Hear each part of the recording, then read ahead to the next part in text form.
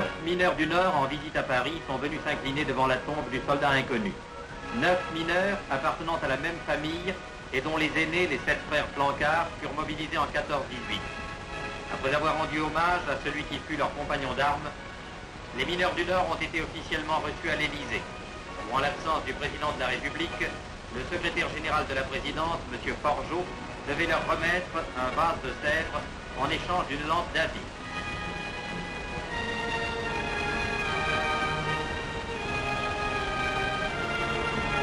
Totalise 245 années de travail au fond et arbore fièrement 6 médailles d'argent ou de vermeil. Pour toutes ces raisons, il méritait l'accueil que leur a fait le public parisien et la radiodiffusion française. Eh bien, mesdames, messieurs, je suis très heureux de vous présenter maintenant 3 générations de mineurs. Le grand-père, le fils, le petit-fils, et derrière le grand-père se trouvent les 6 frères du grand-père qui, eux aussi, ont consacré toute leur vie à la mine. Alors, messieurs, nous sommes heureux de vous serrer la main et de vous remercier au nom de nos amis. Merci infiniment. Merci à tous les 3.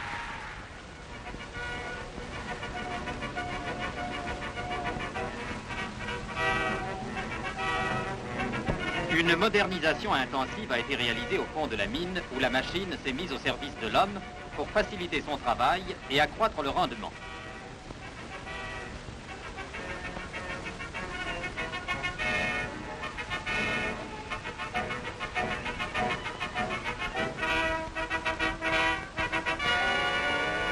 Mais la modernisation ne s'arrête pas là. Dès qu'il arrive à la surface, le charbon est acheminé vers les installations de préparation. Voici dans le bassin du Nord et du Pas-de-Calais, où ont été prises toutes les vues que vous voyez, un criblage moderne où le charbon est classé automatiquement par calibre.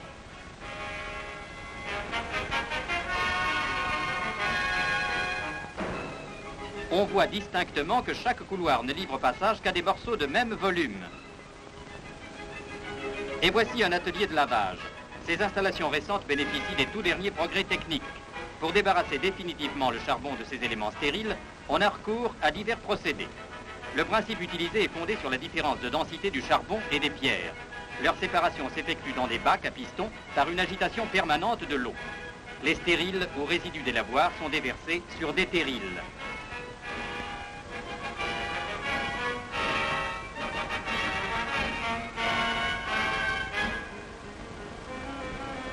Avant d'être expédié, le charbon passe sous de puissants jets d'eau qui le débarrassent de toute poussière.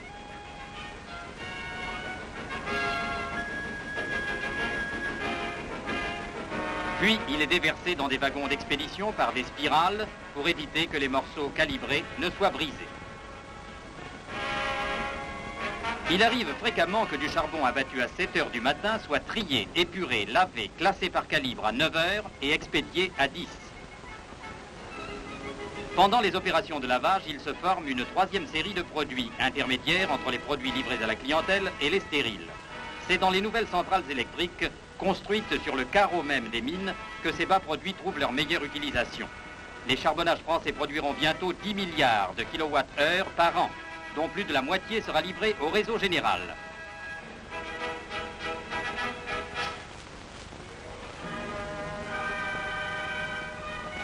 Un matin de printemps à Paris, c'est la grande fête du soleil et de l'eau. Les oiseaux chantent et l'on voit sortir de leur nid les célibataires. La nuit a dû être tumultueuse, notre ami Jean Carmé ne semble pas dans sa meilleure forme. Heureusement, son itinéraire habituel passe, tout à fait par hasard, par le 20 bois charbon du quartier. Oh, tu peux pas faire attention, non? Voilà, mais alors quoi? Alors, quoi? Bonjour madame Bois-Charbon. Je faisais bonne mine, moi. Bonne mine de charbon, évidemment. Mais il ne faut pas perdre de vue que la fonction première du Bougna est de livrer du charbon. Il s'en va, poussant sa petite charrette, tout noir dans le soleil. Le progrès, cependant, poursuit sa marche. Il met à la disposition du public des moyens de distribution ultramodernes. Ici, les sacs, emplis mécaniquement, sont pesés devant la cliente et transportés dans les meilleures conditions. Et avec ça, madame,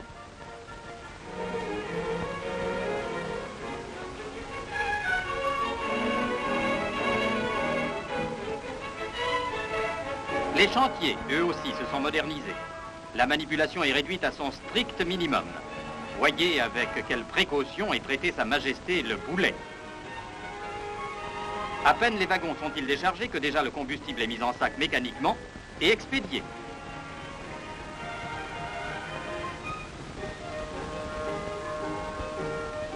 Et voici un nouveau dispositif de livraison qui permet de faire descendre dans une cave plus de 6 tonnes de charbon en moins d'1 minute.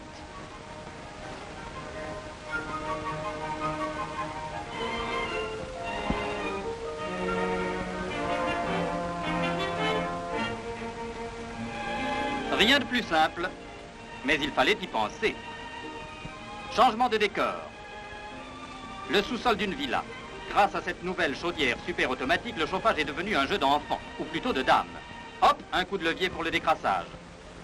Dans le vestibule, un simple regard au thermostat pour régler le chauffage de toute la maison.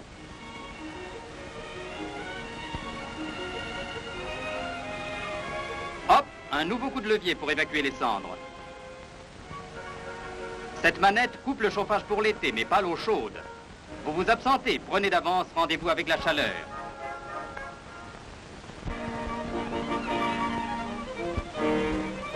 Il y a quelques semaines, les Charbonnages de France lançaient un emprunt placé sous le signe équipement et productivité. Cet emprunt obtint un plein succès. Nombreux sont les Français qui ont souscrit, manifestant ainsi la confiance qu'ils placent dans leur industrie houillère. Pâté Journal a réalisé à cette occasion un remarquable reportage.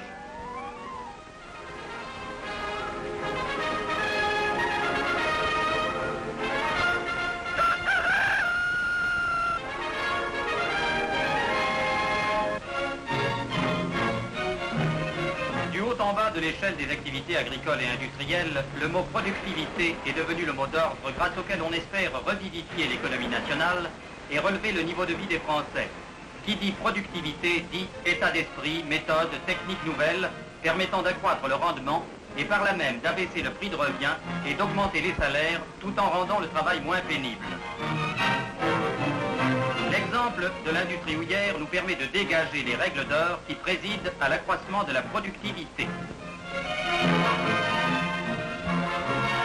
Facteur de productivité, le groupement dans une entreprise unique, la concentration industrielle autour des carreaux de mine.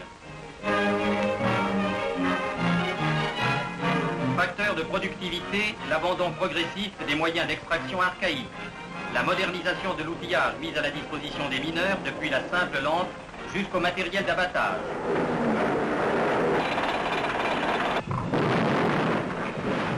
Facteur de productivité, la mécanisation du travail.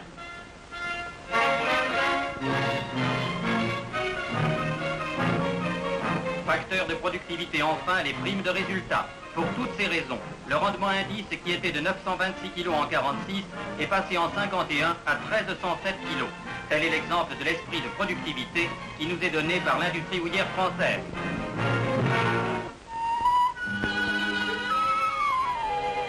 Cette jeune femme qui pénètre dans l'enceinte de la piscine Édouard Pailleron n'est pas une baigneuse comme les autres. C'est une championne de France, Monique Berliou. Et l'on voit que le charbon apporte aussi sa contribution au sport. Voici l'envers du décor. La chaudière perfectionnée qui assure le chauffage de l'eau où nos championnes vont prendre leurs ébats.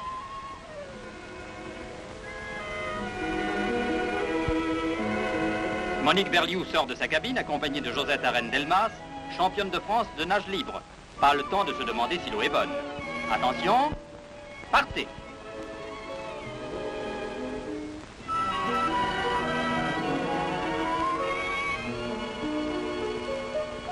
Et c'est ainsi que nos championnes de natation peuvent s'entraîner hiver comme été.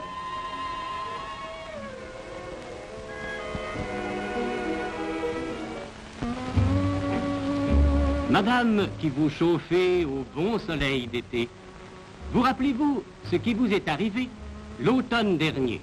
Le froid brusquement est apparu. Quoi? Vous n'avez plus de charbon? Trop tard, ma pauvre dame, tout est vendu. Eh oui, vous avez payé cher votre légèreté. Aussi, cette année, avez-vous retenu dès l'été la quantité et la qualité du charbon qui vous est nécessaire? Gouverner, c'est prévoir. Mieux qu'un conseil, une bonne affaire. Achetez en été votre charbon pour l'hiver.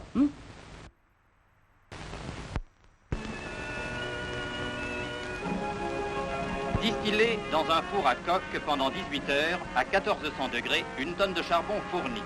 315 mètres cubes de gaz, d'où l'on extrait notamment les goudrons, matière de base de la chimie moderne. Et 760 kilos de coque, élément indispensable pour la fabrication de la fonte. Or, un événement capital est intervenu dans l'Est de la France. On a trouvé le moyen de fabriquer du coke, dont la sidérurgie lorraine a un si grand besoin, à partir des charbons lorrains et sarrois, jusqu'alors réputés impropres à cette utilisation. Sur les gisements de fer et de charbon, on a entrepris la construction de coqueries qui produiront plus de 5 millions de tonnes de coke par an et plusieurs milliards de mètres cubes de gaz qui ne peuvent être tous consommés sur place. Aussi a-t-il été décidé dans l'intérêt général que le surplus de gaz serait pris en charge à Pont-à-Mousson par Gaz de France, qui de là l'acheminera sur Paris par une conduite de plus de 300 km de long. Ainsi, en 1954, le quart de la consommation en gaz de Paris sera fourni directement par la Lorraine.